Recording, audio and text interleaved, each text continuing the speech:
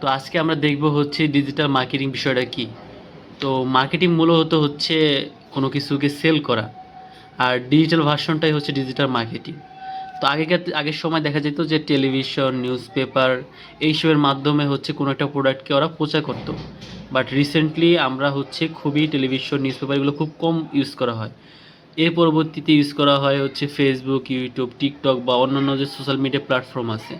তো এইসবের মধ্যে কোনো একটা প্রোডাক্টকে প্রমোট করার জন্য যে টেকনিক ইউজ করা হয় এগুলি হচ্ছে ডিজিটাল মার্কেটিং।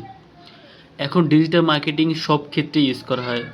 ধরো আমার হচ্ছে একটা কোম্পানি আছে, তো হচ্ছে আমি কোম্পানির একটা ওয়েবসাইট আছে, দেন হচ্ছে আমি কন্টেন্টের আমার যে কোম্পানি কী কাজ, মানে এটা কি মূলত কি সেল করে বা এটার উদ্দেশ্য কি, এই কোম্পানির বিষয়ে জানানোর জন্য হয়তো হলো আমার কন্টেন্ট লিখতে হবে, পোস্ট করতে হবে, বিভিন্ন ধরনের অ্যাডস মানে চালাইতে হবে, যাতে সবাই আমার কোম্পানির বিষয়ে জানে।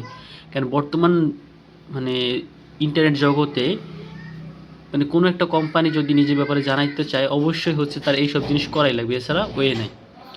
এছাড়া যদি আমি একটা সেলফ বিজনেস খুলতে চাই,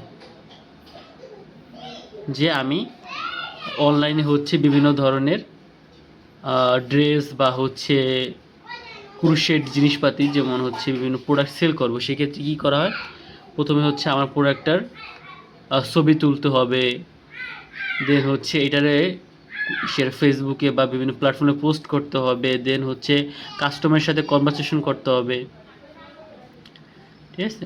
তো কাস্টমার হ্যান্ডেলিং করতে হবে, দেন হচ্ছে আমার বিভিন্ন ধরনের কন্টেন্ট রাইট করা লাগবে, যে আমি আমার প্রোডাক্টের বিষয়ে ভিডিও যদি তৈরি করি, ভিডিও এডিটিং, মানে এই সবই হচ্ছে আমার ডিজিটাল মার্কেটিংয়ের মধ্যে পড়ে। এবং ডিজিটাল মার্কেটিংয়ের যে স্ট্যান্ডটা কি, মানে এটা কেন ইউজ করা হয়, দেখা যাচ্ছে ডিজিটাল মার্কেটিংয়ের মাধ্যমে আমরা যদি কোনো একটা প্রোডাক্ট তৈরি করি, আর আমরা যদি অনেককে দেখা যায় যে তোমার হচ্ছে বিভিন্ন বড় বড় ওয়েবসাইট বা কোম্পানি বিভিন্ন ধরনের ক্যাম্পেইন চালায়, অ্যাড ক্যাম্পেইন বা বিভিন্ন ধরনের ক্যাম্পেইন চালায়, যেমন স্টারটেক।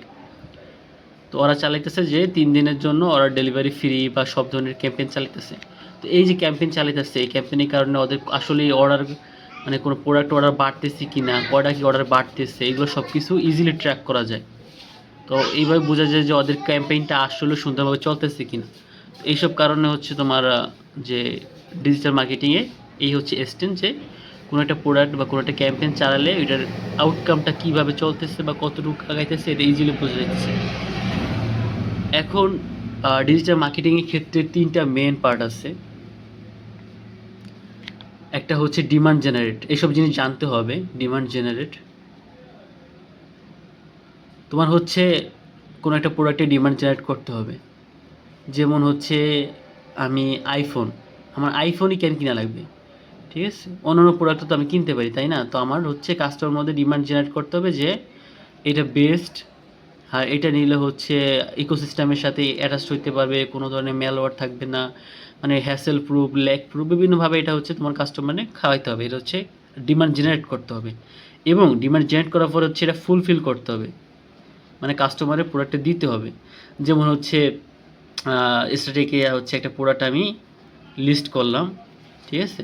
এখন এই প্রোডাক্টটার একটা মাইক্রোফোনের যেটা প্রাইস হচ্ছে 22,000 টাকা। এখন 1200 টাকায় কিন্তু মাইক্রোফোন পাওয়া যায়, তাই না? 1200 টাকায় কিন্তু মাইক্রোফোন পাওয়া যায়, বাট আমার এই 22,000 টাকায় মাইক্রোফোন কেন দরকার? এইটা ডিমান্ডটা হচ্ছে কাস্টমার মধ্যে জেনারেট করতে হবে, যে এটা কোম্পানি ভালো, সার্ভিসিং ভালো।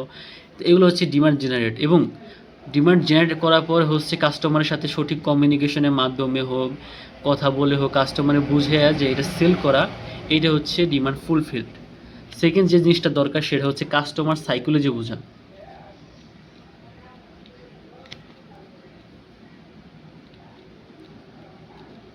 কাস্টমার সাইকোলজিটা বোঝা, কাস্টমার কী চায়, কীভাবে মানে কাস্টমারের সাথে কথা বলতে হবে, এই কাস্টমার সাইকোলজি না বুঝলে হচ্ছে কাস্টমারের কোনটা দরকার সেটা আমরা কোনো সময় বুঝতে পারবো না, এবং সে অনুযায়ী ডিমান্ডও আমরা জেনারেট করতে পারবো না। তো ডিজিটাল মার্কেটিংয়ে ডিমান্ড জেনারেট ফুলফিল করার সাথে সাথে কাস্টমার সাইকোলজিটাও ভালো মতো বুঝতে হবে। এবং লাস্ট যে জিনিসটা আছে সেটা হচ্ছে কমিউনিকেশন।